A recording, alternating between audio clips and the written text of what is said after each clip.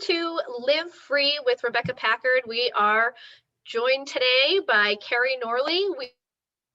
We are really excited. She's the Wealth Alchemist, and she's going to be sharing some incredible information with us. Not only is she going to be sharing what she's doing in the world to help people to really break those habits and break that programming and undo all of the lies we've been told around money and that we've been carrying around for generations. She's also going to share with us some of her tips, tools, and tricks of how she's keeping calm in all the chaos. Because let's be real, she's a mom, she's an entrepreneur, she's doing a lot of things, she supports a ton of people, and she needs to keep it all together too. Hi, Keri, I'm so glad you can be here today. Hey, Rebecca, it's so good to be here with you today. Yay! I'm super excited. I would love for you, because I do know a little bit about what you do and the amazingness of what it all does. I'd love for you to share with our audience about what is it that you're doing to help them with that money situation. Now, everybody's got finances. Everybody lies to themselves about their finances, and then everybody just goes, well, if it goes in the bank, someone else will handle it. Like, how are you reframing people and taking people through to the space of like owning their power with their money, like getting connected back in that space, and then like also with their life? That's a good question. And a loaded one, right? Like, how long is a piece of string? Right. Yeah. So taking financial sovereignty is a really beautiful piece of the work that I love doing. And from a perspective of, much like you doing the emotional clearing work, looking at the emotions behind it, looking at our beliefs, looking at the fact that the world has taught us suffering. And one of the things I look at, and I don't think people realize, when we look at from a very global perspective, right? If we are all modeling that which is before us, on a global perspective, we have trillions and trillions and trillions of dollars of debt. And this year alone, how many trillions of dollars got created just to help the economy, right? Help us all survive this mayhem. And so what we've been taught is A, to suffer, but also B, to live in debt, and from the top down. And so it's like, how do we shift our mindset around the conditioning that we've been brought up in, whether we've been brought up in, so for me, in success and wealth, or whether you've come from absolute poverty, it doesn't matter. There's lack and scarcity in your mindset, in your energy field, and whether it's from past lives, as you also would get, right? Oh, yeah. That we have this conditioning that says that it has to be hard, it has to be whatever, all of this, the crazy ass things that we tell ourselves. And so it's about really going in and releasing those limitations from our mind and our energy field. But also, for me, it's really important that people start to look at, like, are you looking at, putting your head, as we were saying just before getting on the call, putting our head in the sand around our finances, right? And it comes from, so there's a few different pieces that I love working with. So as entrepreneurs, as people start to actually make money, oftentimes, like, I've heard stories of people who have 7-figure businesses and at the end of the year have like nothing to show for it, maybe a few $1,000s in the bank, right? And I'm like, how do you get there?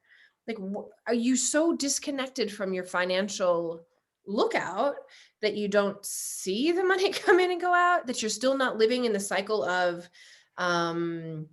race to make more, right? Or the other thing, so for me, coming from wealth, I love working with people who have inherited or received money in lump sums of money. And how do we then open up? And either way, it's the same. How do we open up our capacity to hold and receive the money? Because when we come from those spaces, oftentimes there's a belief that I'm not worthy. I shouldn't have this. The money's dirty. Sometimes when you're in generational wealth, it can be that we actually don't live our purpose, right? Because we've been taught that I have to go do what my family says, and it's the prostituting aspect. And this comes up, and doesn't matter where we've come from, but looking at, where am I, quote unquote, prostituting myself? Where am I selling my soul for money, right? And it happens for everybody. And it can happen as an entrepreneur as like, I'm just going to discount my prices. I'm going to eliminate this. I'm going to make this a little bit cheaper. I'm going to whatever. I'm not going to really stand in my truth. I'm not going to really share my message. And I know I did it for years, not really truly sharing my message, because what are other people going to think? And my family wouldn't like it if I said these things on all the stupid stories, right? And so it's looking at all those things around our relationship with money and wealth, and how do we shift that so that we can have a beautiful relationship with money and wealth. And I think ultimately, again, this head in the sand business being, they don't even have one. And I think the way people look at money and wealth, it's like, if you actually looked at that like a person, humans, you were just saying before, right? If you actually looked at it like a person, would your person on the other side of that actually want to have a relationship with you? And a lot of people, the relationship with money is so avoided or so tormented or so horrid that that other person wouldn't want to be in a relationship with you either. And so it's about, how do we actually create a beautiful relationship with it? I love that. I love that. And I love that you bring up the famed secret of the entrepreneurial world, right? Six figures doesn't mean they aren't living in six-figure debt. There's a lot of that out there, especially now where we have this whole influencers, social media, propaganda funnel that's built on analytics and ads and all these different things. It's like propaganda, like it's propaganda. And if you have enough money to pay for that ad, you have enough money to push that to the top. And then people see, oh, well, you're laying in a pile of money, or you're going on this fabulous trip to wherever you're going, and your social media looks amazing. So you must be rich, and I want to be rich, so I'm going to follow you and I'm going to do what you do. But what people don't know is that behind the curtain, the great Oz is going, oh shit, how are we going to pay the bills? Because we got six figures. We made six figures, but we blew six figures. And now we're just trying to keep afloat. And so I love that you bring up that space of, you have to have a relationship with your money. You have to get real with your money. And if you are broke, congratulations. It's going to hurt less if you fall. And if you get this foundation in place right now before you jump to the success that you want. And if you're successful, you better look into this, because you don't want to fall off that pillar. You don't want to fall off that pedestal. You want to make sure that you are having that flow, keeping that abundance moving, because there's also a big discussion on, well, if I save it, it stops coming, right? I have to be in flow by spending. And I think that there's a fine balance to that, right? Talk to me, Keri. I love the face you're making. You're like, yes, yes. It's so funny. I love it, because it's been, it's a journey to learn it. It is a fine line. And I've written a book. It's called The New Wealth: Magnetize Abundance, Hold Your Wealth, and Leave a Legacy. And in the book, I use a metaphor that it was like, as I was writing, divine channeling, it was like, such a beautiful metaphor, that if you look at money like a river, and I think of money as currency, right? It is. And if you look at the currency of a river, the current of a river, right? In a river, there are eddies. And in those eddies, like the money can, like, we have this little water that will hold a pocket there, but it's actually not still. It's actually not stagnant. And all around it, there's money moving, or current moving, right? Water moving. And so, but the eddy, even with that little still spot, it still slowly comes in and slowly trickles out, right? It doesn't stay there holding. And so I think that's a perfect metaphor for what you're saying. It's like, yes, we get to have money go through because we do want to move money. It is currency. We also get to be, I am valuable enough that I'm going to hold some here. Because like you said, when we have places and situations like this in time, like, I want to know, like, I can live this year and not worry. I actually don't have to worry. Right.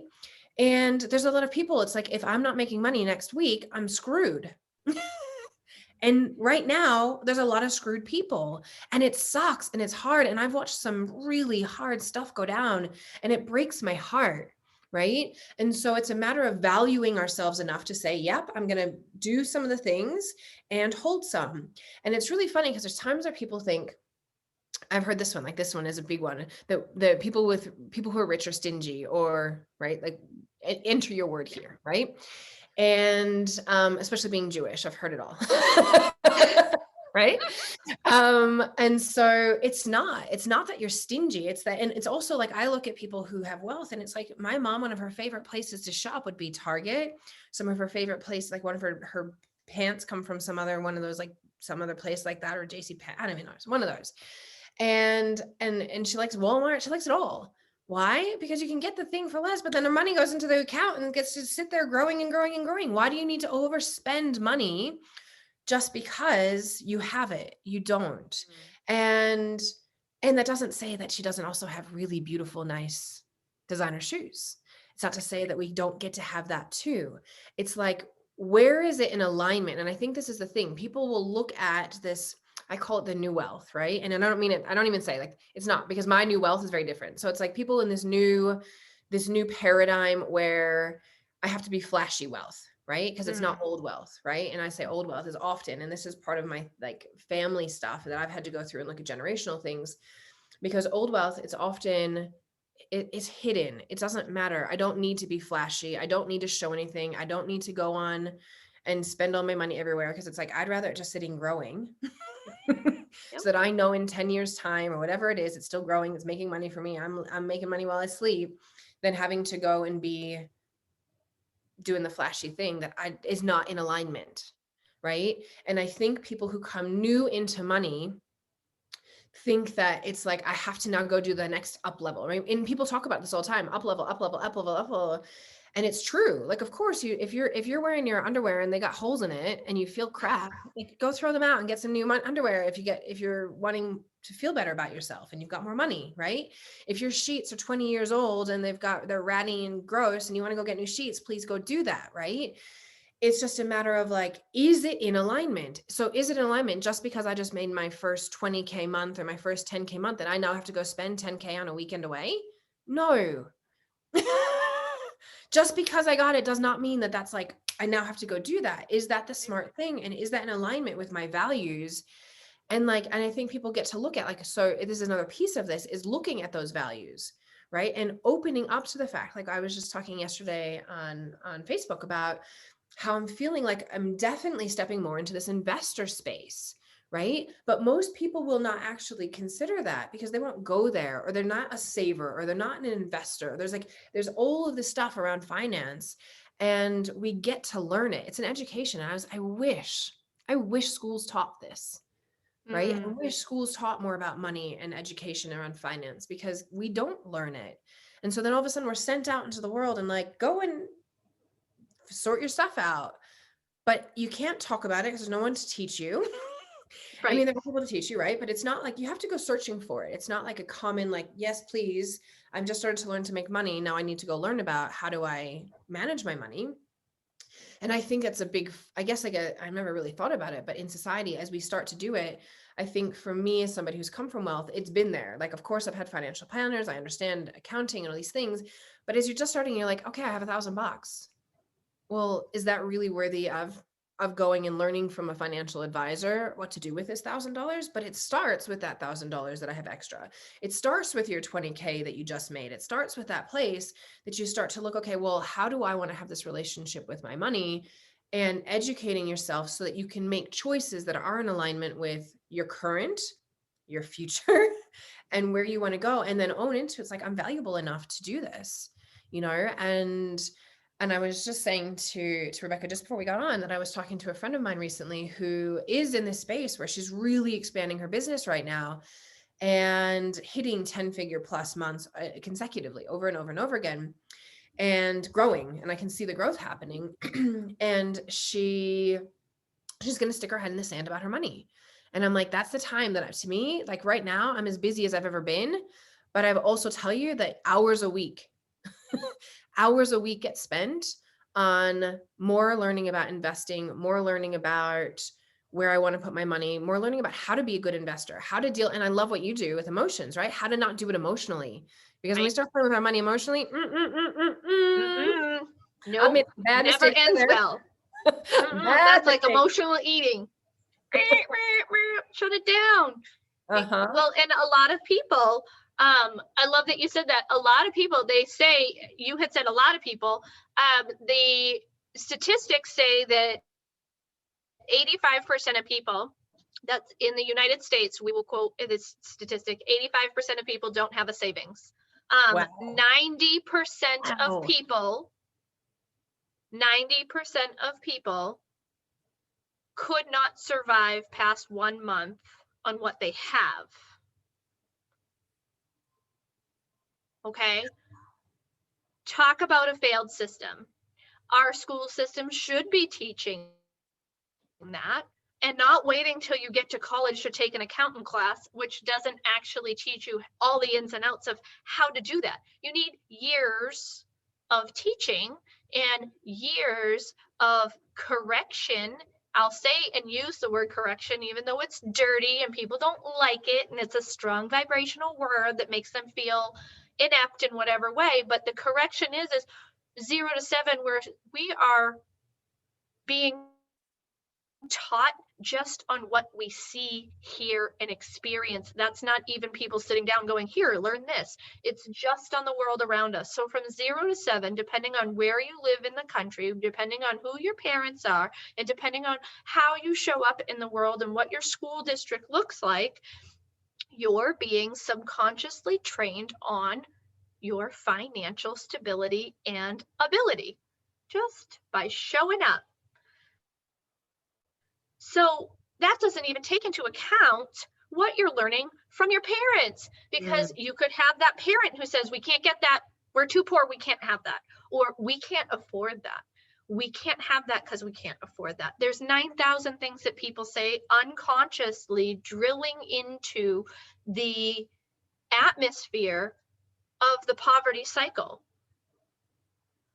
And that's not cool. That's not okay. And so by the time you become that junior or senior in college, if you are even able to go to college, you can't undo that 20 years, right?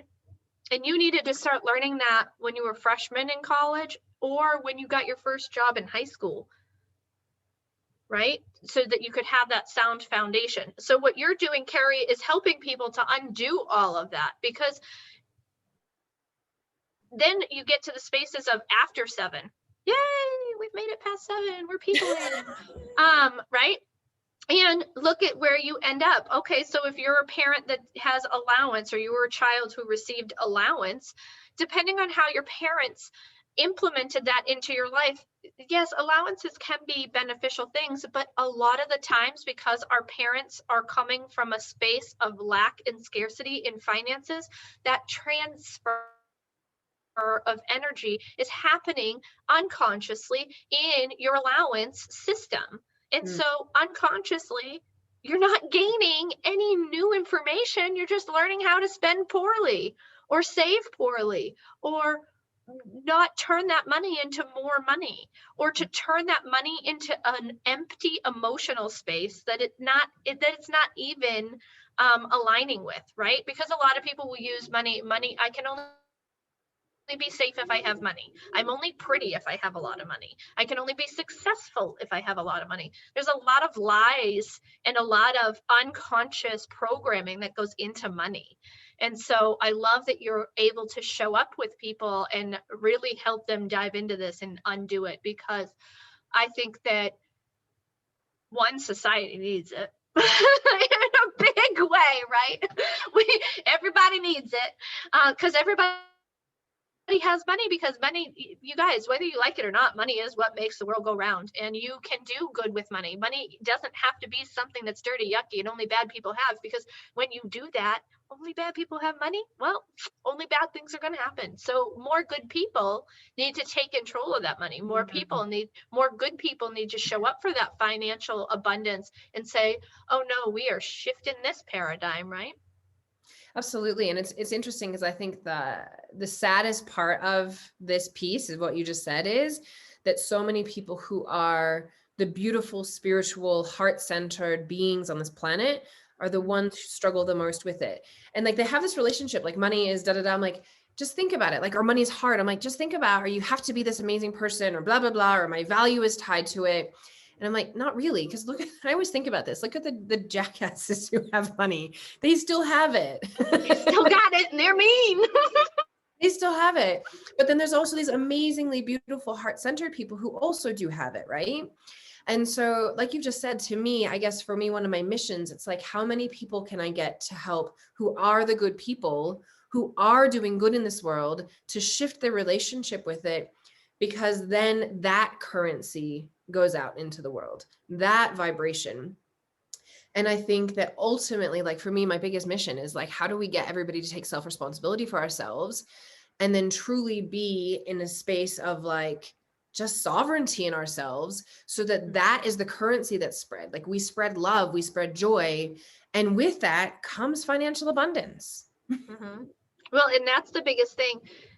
Also, responsibility, self-responsibility. A lot of people don't want to take self-responsibility. It's scary to be responsible for yourself because then you have to be the grown up, but we all have to do it. It is hard. We have all been there. We have all been like, no, I'm not doing that today. And then we grew up and we went, oh, wait, if we want to provide for our kids, if we want to provide for our spouse, if we want to grow old and do the awesome things that we all have that we want to do on our bucket list, you need to show up financially and financially responsible. There is nothing more humbling than realizing how much money you blew on shit you didn't need, want, or know where the hell it is now, right? Been there, done that one, Right? right? Mm-hmm. It was Emotional a real buying. eye-opening situation. Or when you do your backwards expense on your goal salary and how you could have it, except for you are spending money on things that you literally don't have within 10 minutes of buying them. Right. Just out there, because there's a lot of people doing that on a lot of different things, on a lot of different pretend social leveraging spaces. I'll say social leveraging spaces, because socially we want to show up in spaces where we feel like we're going to be seen, where we're going to be supported, where we're going to be a part of something bigger. And there are corporations and conglomerations that are really amazing at doing marketing, at making you believe that you need to purchase their things to do that. And those things really, $7.50 later, $10.99 later, over the week you spend $150. At the end of the month you just spent your rent or a good fraction of it, or a mortgage, on something you don't even have anymore because you ate it, drank it, smoked it, or whatever you did with it. And now you're going, oh wow. And at the end of the year, recognizing how over the last 5 years that's been your habit, and you could have had all of that money in your savings. It doesn't mean you don't need to do those things, but you could surely be spending that money in a different way. Or when you come to that space, recognizing that maybe you don't need to do that every single day, because it's not good for your health either. It's not good for your mental stability either, and it's not good for your financial stability either, right? Mm-hmm. Yeah, it's true. There's two things that came to me when you were talking about that. One is emotional blackmail around money and how we do it for belonging, right? Like people will blackmail and then we go into, oh, I better go do this thing. I better go do this thing, or I better not do this thing because of a sense of I want to belong. And so we just do whatever. Again, it's prostituting. Like I think about the amount of times I've been emotionally blackmailed around money. And I was literally thinking about it this morning because of a situation that showed up for me today. And I was like, interesting, and how many times it happens because of a sense of belonging and the choice that we make to then do or not do something because we want to belong in the tribe, right? Which is so human conditioning. But Absolutely. It's like when you start to have the awareness, it's like, oh, I can make an empowered decision. Do I want to do this or not do this with my money, and why? Is it because I want to belong? And is this the right place I want to belong if I'm being emotionally blackmailed into this place, right? The other thing that you were talking about is this like spending money. And I know for me, when Hugh and I were, my husband and I were 15 years married. So maybe even like 13 years ago. And we were in a tricky time financially. And so we were looking at the budget. We're like, where does things go? And for us, it was drinking right away. It was like, no problem. And we've never really picked it up again since. Like we just, like, I'll have a social drink out, but I don't drink at home. It's an amazing thing around saving money. But I would even go to suggest that it's like, if you are in those places, like you've just said, that you're spending money frivolously, not actually considering it on habits. So one of mine, and I've done this with mine sometimes with chocolate, because mine is still chocolate. Mine, I'm like, it's on my bio. Everybody's got one. Everyone's got one. I'm like, give me my chocolate, right? But sometimes when I want to like reduce my chocolateness, I'll be like, okay, so every time I'm not spending money on chocolate, I'm going to put it into my savings. Because if I had that money for $3 on the chocolate bar, or if I had that money if you're drinking wine or smoking cigarettes or whatever the thing is, right? And you're like, if I had that money at that point in time, then I still have it moving forward. And I can just put it into my savings. I can put it into a future investment. I can put it into something positive. Because if I've already been spending it, I already got it. Right. And because otherwise you'll just start spending it somewhere else is often what will happen. Right. You'll just go and throw it somewhere else. And so it's having that awareness of like, as you said, I can improve my health and grow my savings. Twofer. So how are you showing up to create balance in your life, whether that's financially, emotionally? How are you doing that for yourself right now? It's a good question. For me, one of the things that I actually did this year was my quantum flow certification. And it's a movement practice that is literally designed to clear our energetic field in our physical body space. So like, as you would know, our emotions get held in our body. And so my original background is actually, early childhood teaching, but massage. So I went to massage school for the Americans in Australia.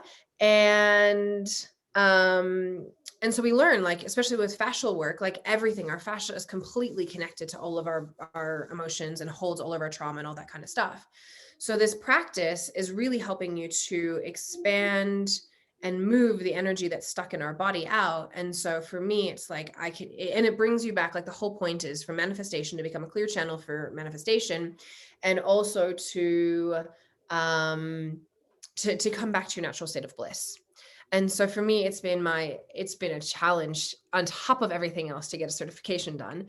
And it's been the best thing I could have done for myself, because it was finally like a place that it's like, especially because now, like I will say for me personally, sitting and meditating, when I'm in those spaces where, oh my God, it's all crazy, as you said before, like, oh my God, like it is not normal for us to have to deal with this. And so for me, having dealt with bipolar things and all that stuff, for me to sit and meditate was not like, yay, I could all of a sudden stop my mind. No, that's the problem. It's a looping mess. It's been a looping mess. I'm now retraining it not to be. So the other piece of what I've been doing is neurofeedback, actually. So really actually retraining my brain so that it's not doing that, so that I can actually find peace within my brain.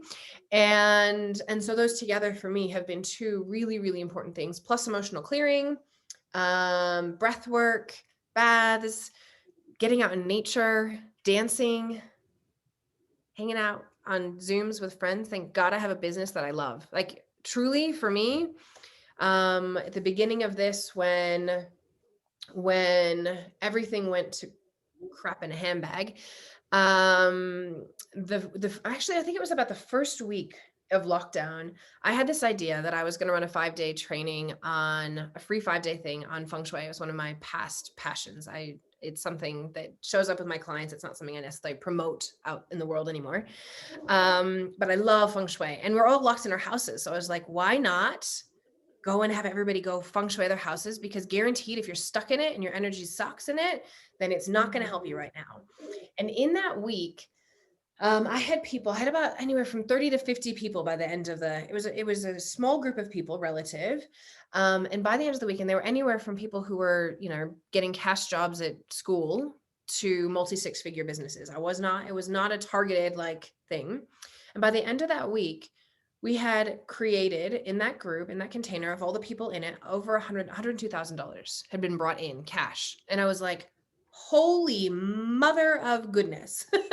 Makes all the difference. It makes a huge difference. And it was in that moment that I was like, I really got clear on the fact that, I was already doing this work anyway, but I was like, it is my job on this planet to not let people fall into a hole during this period. Mm-hmm. And from that space and from that like absolute anchoring knowing, everything else shifted. And like the book showed up for me, and I went and wrote a book. I've done my podcast. Like all of these things have all shown up for me, because ultimately I get that you and I both right now are very needed in the world to help people move through this. And so I am infinitely grateful that I've had something that has brought so much joy and passion to my world, that has kept me focused on the abundance, that has kept me focused on the infinite possibility, that has kept me focused on, for me, writing the book was like all about this journey into this new wealth, which is literally a life of bliss and joy and abundance and peace. And I was like, I'm not fully there. So what do I need to do to shift that, to be there? And I don't think any human being on this planet right now is, and that's okay. We're not in that space yet, but I We're know that's humans. right. But I also know that's where we're moving towards. And like, can we break this addiction to suffering so that we can be more in this, I call it like this utopia. It's like a mecca, right? I don't know that we'll ever fully ever be there because again, we are humans, right? And how close can I be there all the time? And so it's been this real drive for me to shift into the most in integrity piece of that, which has kept me in like the most forward motion kick in the butt to not let myself fall into the hole, but also move forward, not just for me, because you and I both are in this place that we get to be the anchor for the world where it says, yes, we can be human. Yes, it can feel messy. And we can get through this abundantly and be even better on the other side. And for me, I know in this period of time, there's going to be people who end up worse off. I like the hardest part for me in watching it is the mental health pieces, the suicide. I feel for the women who, and I'm going to say women, I know there are men as well, but in domestic violence situations where they're stuck at their home with their spouses. I mean, to me, that was the most heartbreaking thing of all of the things that have gone down. And it doesn't have to be that way. And it's people like you and I who get to be real and raw about all of this stuff and say, yeah, sure, it's here. And how are we going to deal with it? Like we have so many tools and so many ways that we can deal with it. And I think they're all so necessary right now. And it doesn't matter, like, you know, you've asked me, there's so, it's a plethora. It's what makes you feel freaking happy? What brings you joy? Go do it. Right. And it doesn't have to be what makes everybody else on social media happy. If what brings you joy is laying on your floor in your living room in complete silence, do more of it. Schedule yourself some time to do it, right? If going for a walk in nature brings you joy, go do it. Because what brings me joy, what brings you joy, what brings Keri joy is not going to be exact. Yeah, maybe we have some things that overlap. Like Keri and I both like chocolate. Like, of course, but it's not going to be the exact same thing. And it doesn't make any of us wrong. It just makes us different. And being different is okay. And we can be in that space and still bring ourselves joy. If you find that you're doing all these self-care things and you're still a miserable human being, guess what? That's because you bought somebody else's ticket and took their ride, right? So find new self-care. Maybe Keri has shared some with you. The other thing is as we get started to wrap up here, Keri, where can people find you? And can they buy your book on Amazon? The book will be out on Amazon next month, but you can come. Right. I know, it's very exciting. So for now, I would either just come find me on Facebook, facebook.com/Keri Norley 1. Or you can email me, Keri@KeriNorley.com. My website is KeriNorley.com. My Instagram is @KNorley. So you'll be able to find all as I launch into the world of my book, you'll be able to find me there. I do have my VIP book. I can't remember the name. Oh, yes, I do. KeriNorley.com. It's not www. It's just KeriNorley.com/new wealth book. You can come and join me on the VIP list there and get all of the free fun things going on in that group. Because yeah, it's going to be, it's a really powerful book. And I think about how much it changed my life by living into these principles, right? Because I wasn't about to go to put a book out into the world that didn't and not be and is full of integrity that is possible for a human being to be.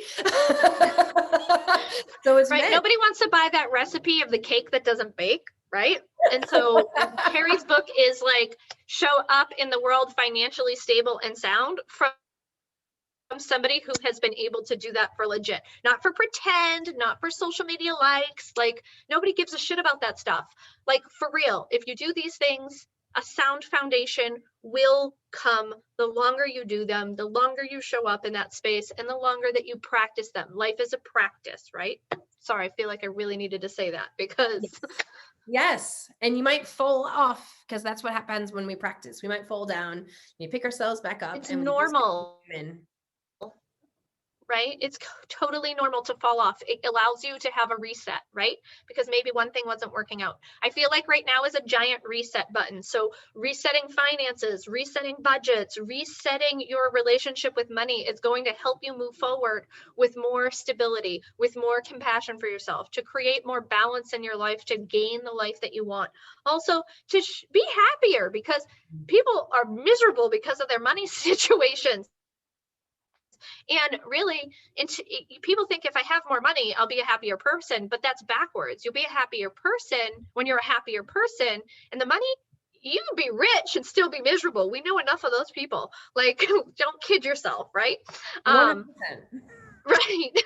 I'm so excited, Keri, that you were able to be here, that you were able to share all of this and talk with us, and just be totally real and open with us about this. I know money is a hard thing to talk about for some people, and you opening that door is really just telling everybody it's okay. Like, we don't have to hide behind the curtain anymore. The Great Oz is no longer there. It's time to just whip back the curtain and Dorothy the shit out of this, because otherwise there is no gold road, right? We need to create that for ourselves, and we need to do that by undoing all of the lies, all of the habits, all of the programs that have not served us up until today. I also will be adding any of the links that Keri has mentioned in the description below. Don't forget to like, share, and invite others to connect with Keri, because the world needs financial awareness, financial stability. And even if you're somebody who's making a lot of money, or somebody who's living paycheck to paycheck, you guys, we have all been there at one time or another. And like Keri said, rivers ebb and flow, right? Sometimes they dry up, sometimes they rage in the spring, right? And that's what finances are. But let's come to a space where we can make that more even, and make that more of a gentle a gentle ride, right? Yeah, Make it easier for everyone. Even just having these conversations, and I think it's a space to not have shame around. It doesn't matter what you're going to bring, because I've heard it all. And there's no reason to be, and I've done most of it all. Right? I think the more that people talk about it, they can be real, because there are real lies that are taking place, that, oh, if you're this, you've never had this. And oh, if you're that, you've never had that. And you couldn't have possibly experienced what I've experienced, because I'm the only human on the face of the planet that has gone through this. And that is as far from the truth as possible, because there's lots of people here. There's at least one person who can get down in that gutter with you and be like, let's be friends. I see you. And the more that we can do that, the more that we can open that door, the more that we can connect as humans and end that suffering, end that stigma, and end that cycle of financial shame, the poverty cycle. Everyone benefits. Everyone benefits, because even the people who are not listening to this, you show up as you're listening to this, you will show up in the world with a different view and a different idea and a different way of seeing things. And your silent vibrational conversation will tell the world around you exactly what you're feeling, that it's okay, that you can be an open vessel to sharing and healing.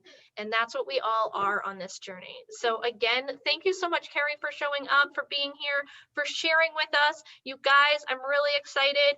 Check out the notes so you can get the link, so you can find Keri's book, because it is going to be essential moving forward in this year, of having that book as your foundational space, and creating your own financial stability and security, right? So that you can leave a legacy of abundance in your family and the generations to come. Absolutely. Thank you, Keri. Thank you so much, Rebecca. It's been an absolute pleasure to be with you today. I have loved this conversation with you, and I love all that you're doing in the world too. And just thank you for everything that you're doing and being and who you are, and this wonderful conversation. Thank you so much. Yay!